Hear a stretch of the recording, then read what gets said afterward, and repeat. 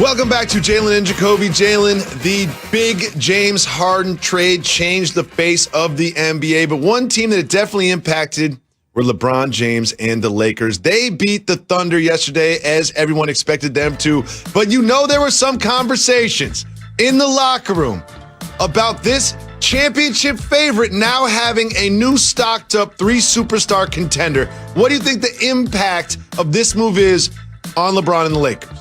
LeBron the OG, and you know what I appreciate about his leadership in today's NBA? He showed everybody the game, whether you wanted to hate it or not. And again, I have a passion for the league, and I love to see all-time great players try to find a way to overcome turbulence where they are, like a Dame Lillard, like a Giannis, and stay with their current team. And see a guy like Dirk win a championship. But once LeBron James went to Miami, he ushered a different way, Jacoby, and guys was watching and listening. And not just because Rich Paul is a terrific agent and becoming one of the best ones in the game, but now also basketball-wise, you don't have to stay at a team for a really long time.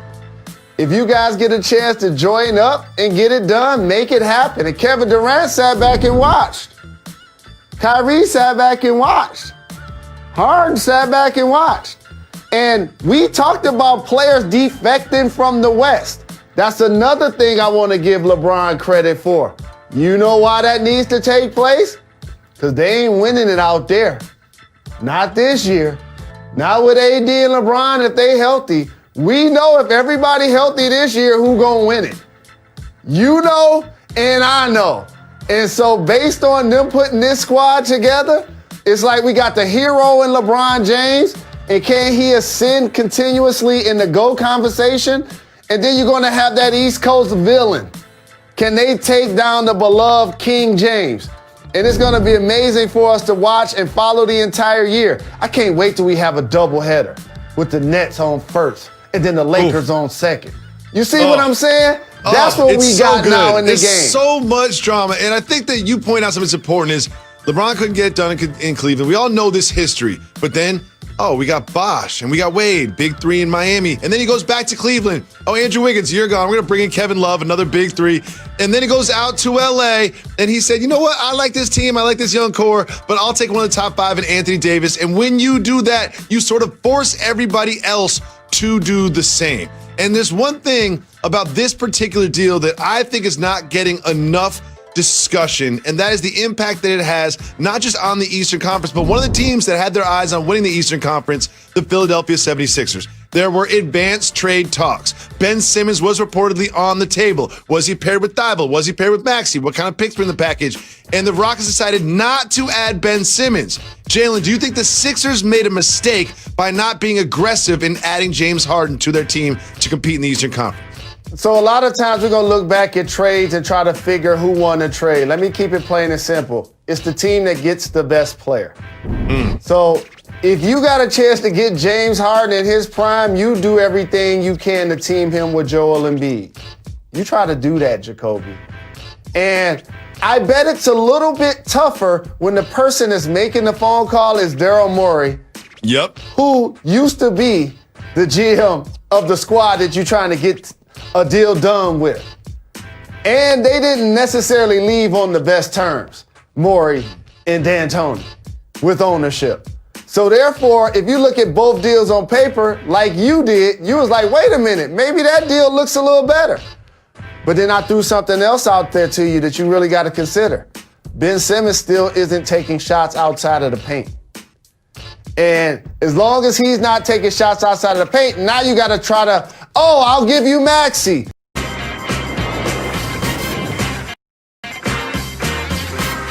He is Jalen Rose. I'm David Jacoby. We are Jalen and Jacoby. What exactly is it that we do? Give the people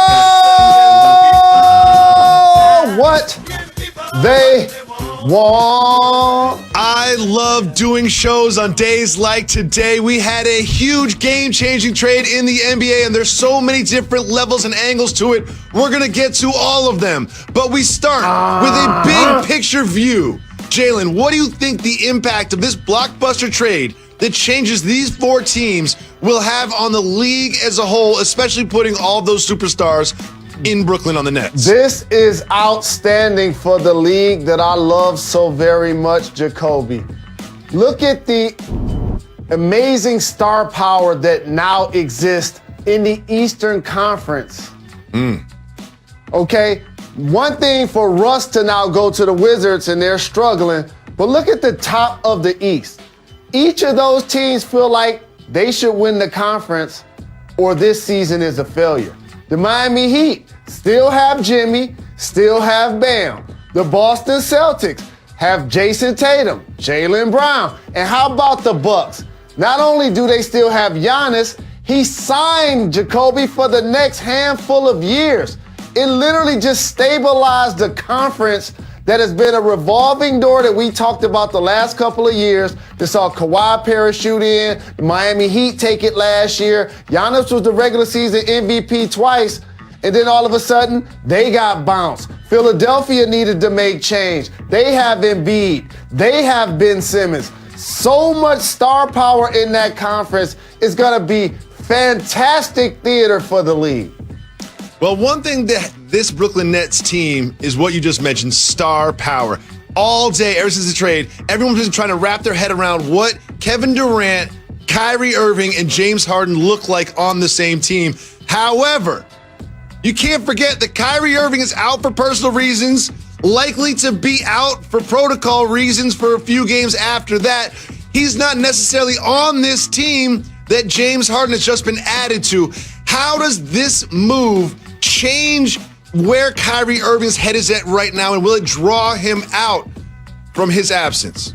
Well, I know he really loves basketball, and he's shown me to be a fantastic performer. If he's going to ever play, this is tailor-made red carpet situation. I don't see him walking away from this, Jacoby. Remember, he was the first guy to sign. He was almost like the lead domino in theory that brought that brought KD. And shout to Kiwi, their GM, Sean Marks, my former teammate. Also, Steve Nash and Mike D'Antoni. This is going to be their 7 seconds or less.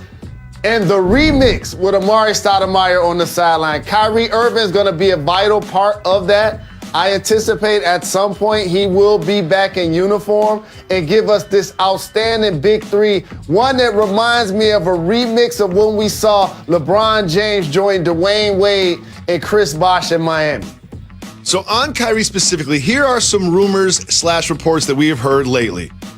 He left for personal reasons that might have something to do with the insurrection in the Capitol, that he didn't necessarily love the idea that Steve Nash was hired as the head coach, and most recently that him and KD haven't really been seeing eye to eye or discussing that much over the past few days.